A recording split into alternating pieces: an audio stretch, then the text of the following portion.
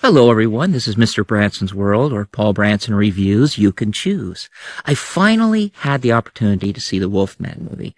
I really wanted to see it when it originally opened up, but I just did not have the time, unfortunately. I really wanted to see it right away. And the reason why I really wanted to see it right away is because this director also directed it and wrote it. And before he did this one, he wrote and directed a movie called Upgrade, a sci-fi action film that came out in 2018 and had a very limited release, where I believe it should have been advertised more and had a nationwide release because people like it.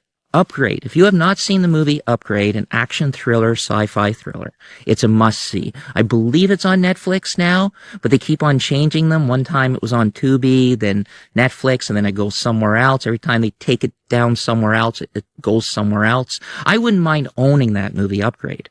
2 years later, the director wrote and directed The Invisible Man. And that was incredible. And that was a Blumhouse production, if I'm right on that. If I'm not, I'm just completely stupid. But Blumhouse, as you know, can be a hit and miss. You know, like they made Fantasy Island and they could have made a much better horror movie of Fantasy Island, but they didn't. Fantasy Island, I would stay away from. It was good at the beginning and then got stupid at the ending. So I'm giving you a little hint. Do not watch Blumhouse Fantasy Island. Forget about that movie. Don't waste your time. And I actually don't even think it's on any streaming site. But back to this director. So he did 2 years later in 2020, he did The Invisible Man. And it was great. The main actress in The Invisible Man did a TV series called The Handmaid's Tale. She was so good, I watched The Handmaid's Tale TV series, and she's a fantastic actress. I can't wait to see what else she will do. She's incredible. So now he wanted to do The Wolfman from Blumhouse. If I'm stupid, it's not Blumhouse. But he had Ryan Gosling to play the father. And they had a child, a daughter, and he obviously had a wife. Now, Ryan Gosling backed out, and the reason why, COVID hit, the writer's strike, things happened, and it couldn't get done in time. But he didn't back out of being one of the producers of the film. So Ryan Gosling, it would have been different with Ryan Gosling in it for sure. I think he might have done a better job.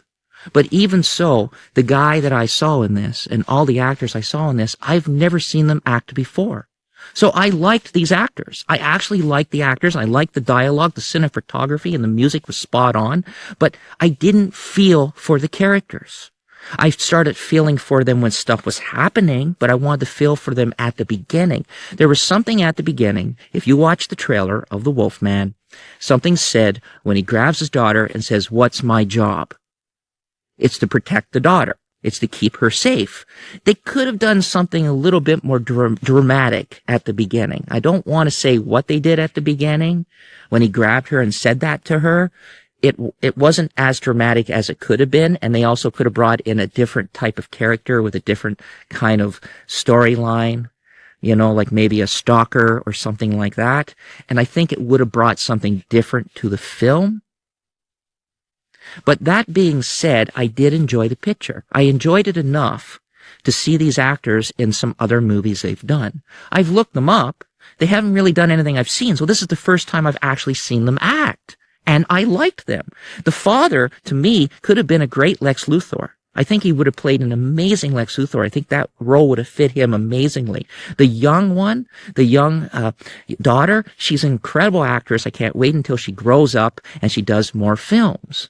And the wife did do a movie called A7 Apartment. It's a horror movie that I will check out, but it's not getting good reviews in any shape or form. It's on Prime right now. It came out last year, but I want to check it out because she's a great actress. I like the acting. And this movie got mixed reviews. I think it's like a 51% Rotten Tomatoes, maybe even lower. And then it's like a 5.7 on IMDb. But as you and me both know, these numbers can go up and down at any given time. And I was the only one in the theater. I was literally the only one in the theater. I was like, what? I'm sitting in an empty theater. I had the whole theater to myself. I did enjoy that.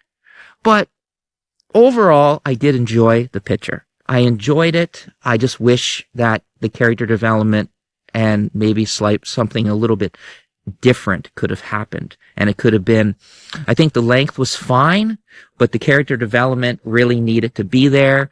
Some scenes felt a little rushed to me. The editing looked good, and the cinematography, as I said, was incredible. I give this movie, I'm struggling with this because I did like it.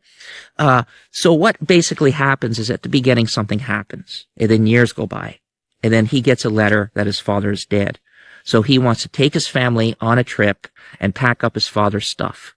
As they travel, something happens, he gets bit. That's all in the trailer. At that point, different things happen, and I like the different take of what they did with the werewolf movie. I really liked the different take they took with it. So I can't say I didn't like it, but I struggle in trying to figure out what I would give it.